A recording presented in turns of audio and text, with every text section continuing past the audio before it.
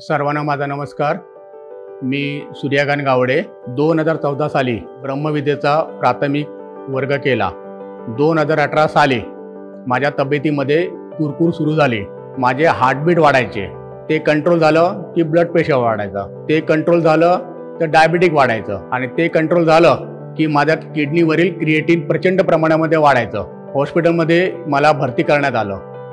सगळे रिपोर्ट काढले, डॉक्टरांनी रिपोर्ट बघितले आणि सांगितलं जर तुम्हाला गोळ्या दिल्या तर साईड इफेक्ट म्हणून तुमच्या किडन्या फेल होऊ शकतात, आणि जर गोळ्या नाही दिल्या तर तुमचं लिव्हर खराब होऊ शकतं। असं म्हणून त्यांनी फाईल खाली ठेवलं आणि म्हणाले मुश्किल है।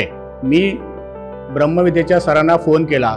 सर म्हणाले गोळ्या तर तुम्ही खाच, पण त्याबरोबर तुम्हाला ब्रह्मविद्येमध्ये जे शिकवण्यात आलेले श्वसन प्रकार आहेत ते तुम्ही नियमित करा। असं म्हणून माझा प्रवास सुरू झाला।